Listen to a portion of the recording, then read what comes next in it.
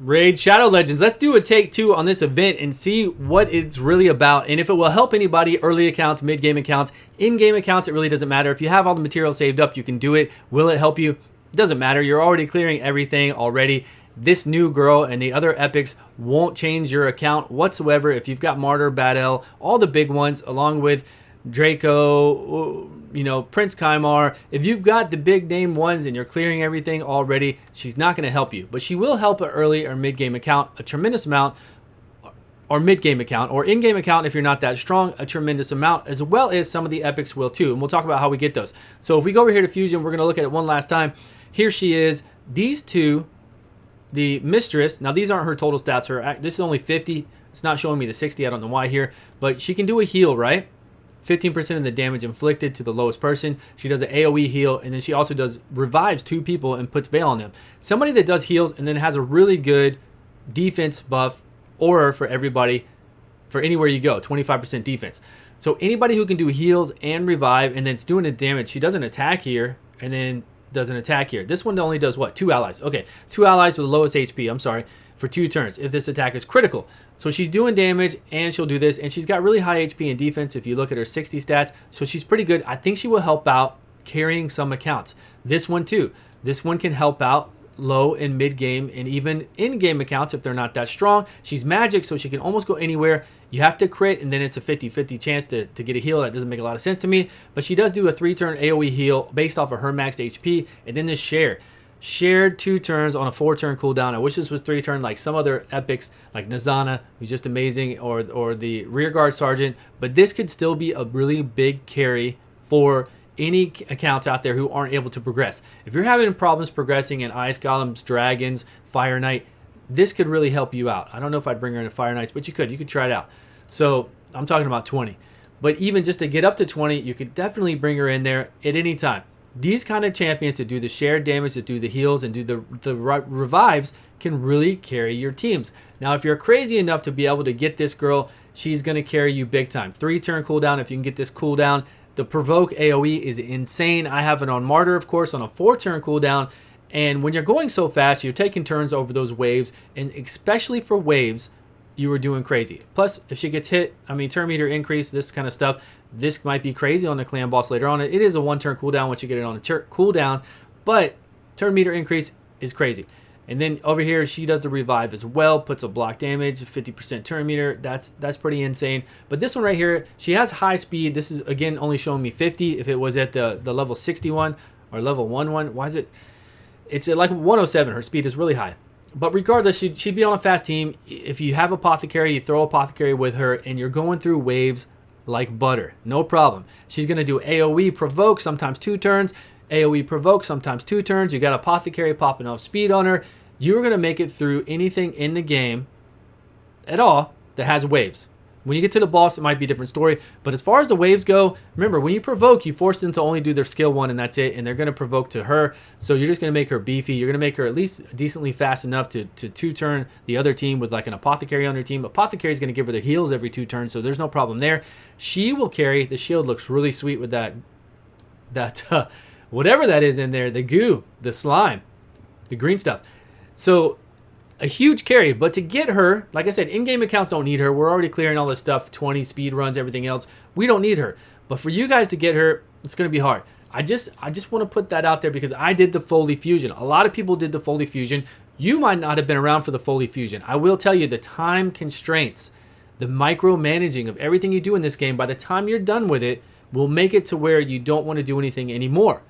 Now, that could have just been me. Maybe I was just tired at the end of that. Now, remember, I don't go to work like you guys might go to work. This is my job. I'm here, so I'm here all day doing this game if I want to.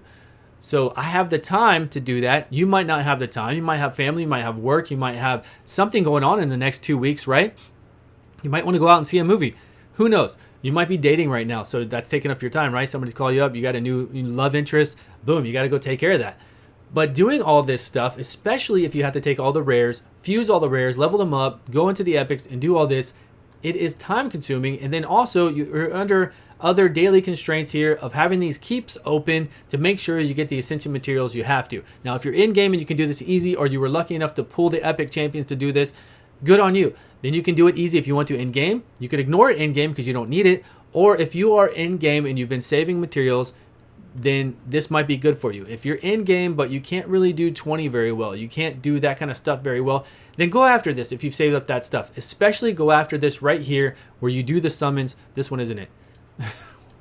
Where you do the summons in the next 2 days. We only have 2 days for this. The dates here are different. This says 2 days, almost 3 days. My account, my main says 1 day and a half for these tournaments. These tournament dates are different. But if you want to do some summons, you have them saved up, or you're spending $100 to do some summons and you get lucky with some epic pulls, you can get the Mistress Girl very easily. That does the heals, does the heal over times, and does the 2 random revives and then puts the veil on them. So you could get her to help you carry your teams to maybe work in something if you need that, right? If you have people die, she'll bring it back. You can do some damage. Great. So you could do that and then maybe get some good pulls with it. So that's not a bad option for you. And then also you've got these 2 events going on. Now this event, to get this guy, you have to either pull him or you can't fuse him. You have to pull him or you have to get him through this, right? Now to do this, you need to do the same thing on the event that's going on. You need to be able to, and then they coincide with each other. This one's for 2 weeks, the other one's for almost 2 weeks. So you just need to go campaign like crazy and just make 6 stars. So if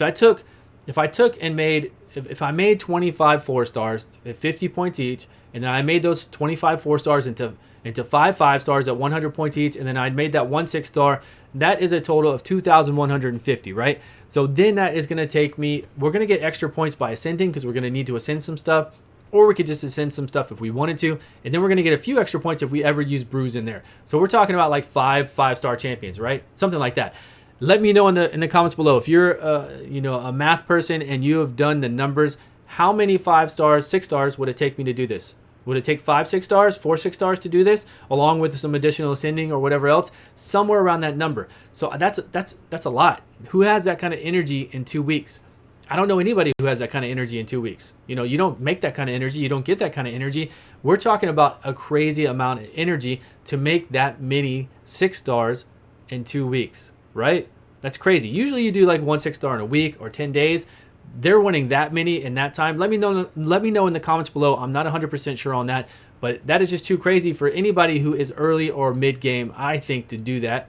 And then as well, this one is the same thing. This one you level up the champion just by levels, and then you do ranks on them. So they're almost exactly the same, right? Almost. And you kind of almost get the same amount of points. So I would get about 3,000 to 4,000 points for making a 6 star here. And we don't need to come all the way up here. Actually, we don't even need to do this one whatsoever if you don't need these rares. If you've already got these rares, you can ignore this one, but you're going to be doing it anyways because you're going to be doing the other tournament to get that one crypt guy that we can only get through it. So what do you think? I mean, is it possible without spending tons of money to do that? I don't think it is. I don't think it's even possible time-wise, and this is the exact same thing we said with the Foley Fusion, that in 2 weeks, with us having a life, any life, work, with anything else going on, to be able to do this, not only do you have to spend money, it was a time issue, and we expressed this to them so many times.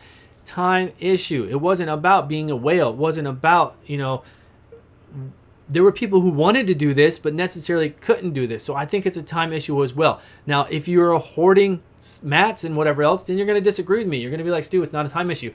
But that's not everybody. That's just you. You were hoarding mats. You were making 4 stars. You were making 5 stars. You kept them in your bank. You've been holding a whole bunch of Ascension materials. That's cool, man.